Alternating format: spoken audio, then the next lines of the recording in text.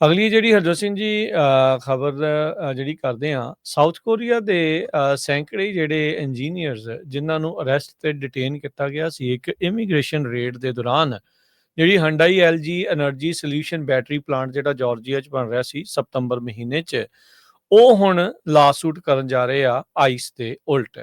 ਕਹਿੰਦੇ ਵੀ ਅਜੇ ਤੱਕ ਵੀ ਉਹਨਾਂ ਨੂੰ ਪਤਾ ਨਹੀਂ ਲੱਗਾ ਵੀ ਇਹਨਾਂ ਨੂੰ ਹੱਥਕੜੀਆਂ ਜਿਹੜੀਆਂ ਆ ਉਹ ਕਿਉਂ ਲਾਈਆਂ ਗਈਆਂ, ਜਦ ਕਿ ਉਹ ਲੀਗਲੀ ਇੱਥੇ ਅਮਰੀਕਾ ਦੇ ਵਿੱਚ ਆਏ ਸੀਗੇ ਤੇ ਇਸ ਫੈਕਟਰੀ ਦੇ ਲਈ ਕੰਮ ਕਰ ਰਹੇ ਸੀਗੇ।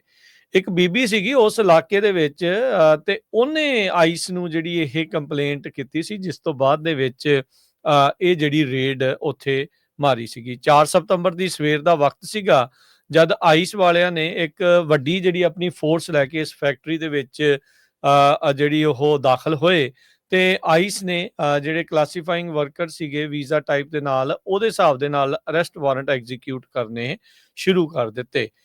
ਕਿਮ ਨਾਂ ਦਾ ਬੰਦਾ ਜਿਹਨੇ ਇੱਕ ਇੰਟਰਵਿਊ ਦਿੱਤੀ ਹੈ ਹੁਣ ABC ਨਿਊਜ਼ ਨੂੰ, ਉਹਨੇ ਜਿਹੜਾ ਉਹ ਦੱਸਿਆ, ਕਹਿੰਦੇ ਵੀ ਜਿਹੜੇ ਆਈਸ ਦੇ ਏਜੰਟ ਆ ਉਹ ਅਰੈਸਟ ਵਾਰੰਟ ਇਸ਼ੂ ਕਰ ਰਹੇ ਸੀ।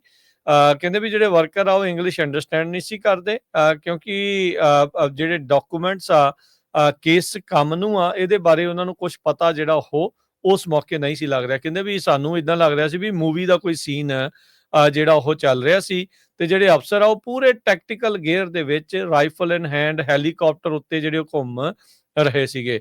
ਆਈਸ ਵਾਲਿਆਂ ਨੇ ਕਹਿੰਦੇ ਵੀ ਉਹਨਾਂ ਦੇ ਫੋਨ ਵਗੈਰਾ ਉਹ ਵੀ ਕਨਫਿਸਕੇਟ ਕਰ ਲਏ, ਆਪਣੇ ਕੋਲ ਜਿਹੜੇ ਉਹ ਰੱਖ ਲਏ, ਤੇ ਲੋਕਾਂ ਨੂੰ ਜਿਹੜੀਆਂ ਆ ਉਹ ਸੰਗਲੀਆਂ ਦੇ ਵਿੱਚ ਜਿਹੜੇ ਹੱਥ ਪੈਰ ਆ ਤੇ ਜਿਹੜੀਆਂ ਛਾਤੀਆਂ ਆ ਉਹ ਉਹਨਾਂ ਦੀਆਂ ਬੰਨ ਜਿਹੜੀਆਂ ਉਹ ਦਿੱਤੀਆਂ ਸੀਗੀਆਂ। ਸੋ ਕਿਮ ਤੇ ਨਾਲ ਉਸਦੇ ਹੋਰ ਸਾਥੀ ਕਈ ਆ ਉਹ ਵੀਕ ਬਾਅਦ ਛੱਡ ਦਿੱਤੇ ਗਏ ਸੀ। ਉਸ ਤੋਂ ਬਾਅਦ ਚ ਉਹਨਾਂ ਨੂੰ ਕੋਰੀਆ ਜਿਹੜਾ ਉਹ ਘੱਲ ਦਿੱਤਾ ਗਿਆ ਸੀਗਾ। ਸੋ ਕਹਿੰਦੇ ਵੀ ਸਾਡਾ ਤਾਂ ਗੋਲ ਇਹ ਸੀਗਾ ਵੀ ਜਿਹੜੇ US ਦੇ ਵਰਕਰਸ ਆ ਉਹਨਾਂ ਨੂੰ ਅਸੀਂ ਟ੍ਰੇਨ ਕਰਨਾ ਤੇ ਟ੍ਰੇਨ ਕਰਕੇ ਵਾਪਸ ਜਿਹੜਾ ਆ ਉਹ ਆ ਜਾਣਾ। ਕਹਿੰਦਾ ਵੀ ਸਾਡਾ ਇਸ ਦੇ ਵਿੱਚ ਨਾ ਕਿਸੇ ਦੀ ਜੌਬ ਲੈਣਾ ਸੀਗਾ ਕੋਈ ਮਕਸਦ, ਤੇ ਨਾ ਹੀ ਇੱਥੇ ਜਿਹੜਾ ਇਮੀਗ੍ਰੇਟ ਹੋਣ ਦਾ ਕੋਈ ਇੱਥੇ ਜਿਹੜਾ ਉਹ ਮਕਸਦ ਸੀਗਾ। ਆਈਸ ਵਾਲਿਆਂ ਨੇ ਸਾਨੂੰ ਗ੍ਰਿਫਤਾਰ ਕੀਤਾ, ਹਫ਼ਤੇ ਲਈ ਡਿਟੇਨ ਕਰਕੇ ਰੱਖਿਆ ਤੇ ਫਿਰ ਜਿਹੜਾ ਉਹ ਬਾਅਦ ਦੇ ਵਿੱਚ ਵਾਪਸ ਜਿਹੜੇ ਉਹ ਚਲੇ ਗਏ ਹੈਗੇ ਆ। ਸੋ 2026 ਦੇ ਹਾਫ ਤੱਕ, ਮੱਧ 2026 ਤੱਕ ਇਹ ਜਿਹੜਾ ਪਲਾਂਟ ਪੂਰਾ ਬਣ ਕੇ ਆਉਣਾ ਸੀਗਾ। ਪਰ ਕਹਿੰਦੇ ਵੀ ਜਿਹੜੀ ਹੰਡਾਈ ਮੋਟਰ ਕੰਪਨੀ ਆ, ਉਹ ਕਹਿੰਦੇ ਵੀ ਅਸੀਂ ਸਾਰੇ ਲਾਜ਼ ਤੇ ਰੈਗੂਲੇਸ਼ਨਸ ਨੂੰ ਉੱਦਾਂ ਅਸੀਂ ਪੂਰੀ ਤਰ੍ਹਾਂ ਫੋਲੋ ਜਿਹੜਾ ਉਹ ਕਰਾਂਗੇ। ਪਰ ਹੁਣ ਇਹ ਜਿਹੜੇ ਵਰਕਰ ਆ ਮਿਲ ਕੇ ਲਾਸੂਟ ਜਿਹੜਾ ਆ ਉਹ ਆਈਸ ਤੇ ਉਲਟ ਕਰਨ ਜਾ ਰਹੇ ਆ। ਸੋ 200 ਤੋਂ ਵੱਧ ਜਿਹੜੇ ਲੋਕ ਆ ਉਹਨਾਂ ਨੂੰ ਇਹਨਾਂ ਨੇ ਗ੍ਰਿਫਤਾਰ ਕੀਤਾ ਸੀ। ਇਹਦੇ ਵਿੱਚ ਕਥਿਤ ਤੌਰ ਦੇ ਉੱਤੇ ਦੋਸ਼ ਰੇਸ਼ੀਅਲ ਡਿਸਕ੍ਰਿਮੀਨੇਸ਼ਨ ਦੇ, ਹਿਊਮਨ ਰਾਈਟਸ ਵਾਇਲੇਸ਼ਨ ਦੇ, ਤੇ ਯੂਜ਼ ਆਫ ਜਿਹੜੀ excessive use of force arrest ਤੇ ਡਿਟੈਂਸ਼ਨ ਦੇ ਦਰਮਿਆਨ ਉਹਦੀ ਜਿਹੜੀ ਉਹ ਗੱਲ ਕਰ ਰਹੇ ਆ।